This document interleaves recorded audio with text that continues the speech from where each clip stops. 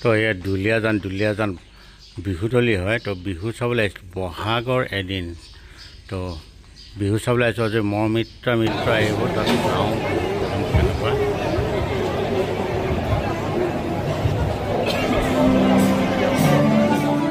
তো মানুহ বহুতখিনি হৈছে চাওকচোন আপোনালোক সম্পূৰ্ণ ভিডিঅ'টো চাই এটা নাম আপুনি 1991 চনত আপোনাৰ প্ৰথমটো গীতৰ কেছেট নৱাগতৰ মুক্তিৰ পাছতে অসমত সৃষ্টি হয় তীব্ৰ আলোড়নৰ।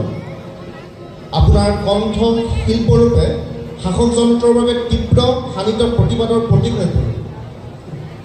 ৰাষ্ট্ৰযন্ত্ৰই আপোনাৰ সৃষ্টি নৱাগতৰ প্ৰসাৰত প্ৰতিবন্ধকতাৰ সৃষ্টি কৰিলেও নৱাগতৰ আলোড়ন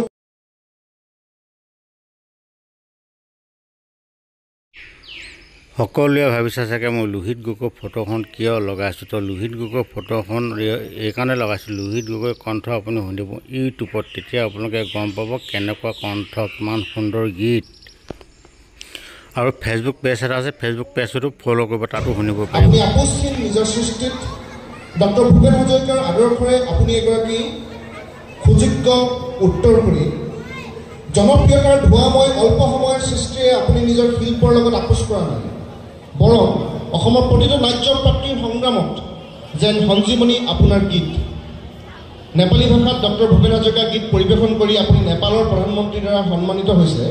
দুই ৰাষ্ট্ৰৰ মাজত সমন্বয় বাৰ্তা আপোনাৰ পৰিৱেশিত গীতে প্ৰদান কৰিছে। নেপালত মিলাদ পুৰস্কাৰ লাভ কৰি অসমলৈ সন্মান কঢ়িয়াই আনিছে আপুনি সম্প্ৰীতিৰ বাৰ্তাবাহক। আত্মাজনৰ বাবে আপোনাৰ গানেই অদম্য সাহস।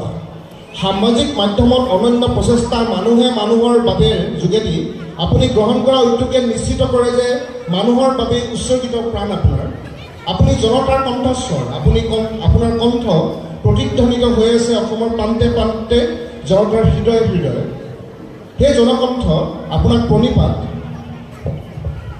অনুষ্ঠানত উপস্থিত থকা সমূহ ৰাইজলৈ মই সেৱা নিবেদিলোঁ, বিহুৰ শুভেচ্ছা জনাইছোঁ আৰু উদ্যোক্তাসকলক মই ধন্যবাদ জনাব খুজিছোঁ।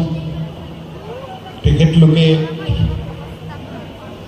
এটি বঁটা মোলৈ আগবঢ়াই মোৰ সৃষ্টিৰ ক্ষেত্ৰত যিখিনি উদগনি যোগালে, পুনৰবাৰ ধন্যবাদ জনাই দুটামান কথা ক'ব খুজিছোঁ মই।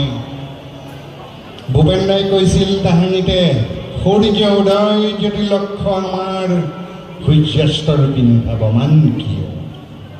সূৰ্য উদয় এতিয়া মোৰ মিত্ৰ উঠিলে প্ৰগ্ৰেমটো। তো অলপ মিউজিক দেখাম, বৰ সম্পূৰ্ণ নেদেখাওঁ বাৰু, আপোনাৰ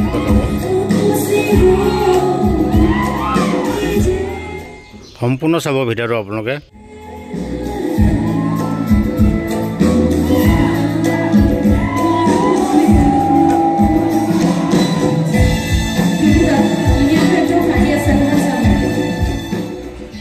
তো বহুতকো লগ পালোঁ, এয়া চাওক, সকলোকে লগ পাই পিনে বহুত ভাল লাগিলে।